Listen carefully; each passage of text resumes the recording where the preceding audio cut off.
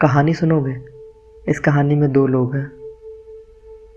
हमेशा की तरह मुझे जानने की कोशिश करती हुई वो, और हमेशा की तरह उसको उलझाकर खुद को छिपाने की कोशिश करता हुआ मैं। ऐसा नहीं था कि उसको बहुत ज़्यादा प्यार करता था मैं, पर उससे ज़्यादा प्यार शायद और किसी को नहीं करता था। हमेशा की तरह वो मुझसे और मेरे गोल गोल घुमाने वाली बातों से नाराज़ थी। मेरे पास बैठी थी, चेहरे पे गुस्सा था या प्यार था पता नहीं, पर जो भी था कमाल था। आंखों में लाखों बातें थी, जुबां पे खामोशी। कुछ शिकायतें थी शायद उसको, पर बताती नहीं।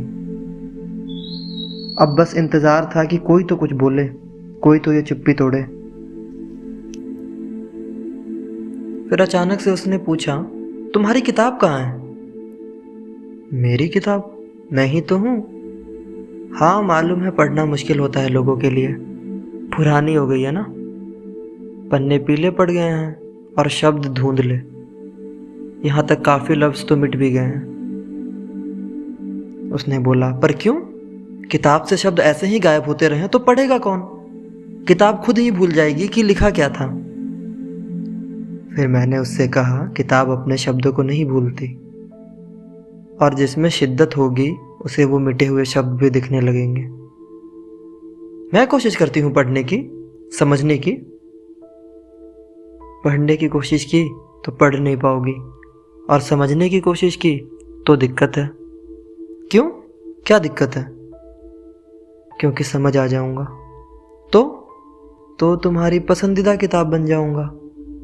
तो बनने दो, इसमें क्या दिक्कत है?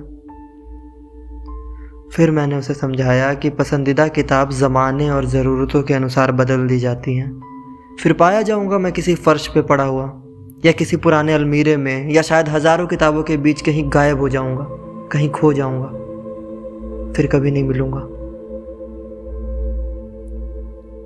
फिर उसने कहा, अगर मैं उस किताब को हमेशा अपने पास रखूं तो, हर दिन पढ़ूं तो? तब तो तुम्हें इश्क हो जाएगा। होने दो, तुम्हें समझना नहीं आता। उसने बोला, तुम्हें समझाना नहीं आता? कैसे समझाऊं? बताया था ना, काफ़ी शब्द मिट गए हैं। वो फिर से गुस्सा हो गई। ओहो, तुम सच में किताब ही हो, रहने दो। देखा, पहले पन्ने तक भी नहीं पहुंच पाई और हार मान गई। कैसे पढ़ोगी पूरी किताब? सुनो, मेरे जाने का वक्त हो रहा है, थोड़ी देर रुक सकती हो? हाँ बताओ, क्या बात करनी है? कोई बात नहीं करनी है, बस पास बैठ जाओ। देखो, सूरज ढल रहा है, अब चांद निकलेगा, हवाएं धीरे धीरे ठंडी हो रही हैं। अच्छा, तो ये सब आप अकेले भी देख सकते हो, मेरे बैठने की क्या ज़रूरत? फिर मैंने उसे समझाया, देख तो सकता हूँ, पर तुम्हारे साथ ये सारी चीज़ें और भी खूबसूरत हो जाती हैं। तुम्हारे साथ गम भी खूबसूरत हो जाता है, मातम भी खूबसूरत है, और शायद मौत भी खूबसूरत होगी। यहाँ तक कि उसने मुझे बीच में ही रोक दिया। हम बात नहीं करने वाले थे ना? खामोश रह के बातें करते हैं ना? तुम मेरे साथ खूबसूरत चीज़ें देखो, मैं तुम्हें देखती हूँ।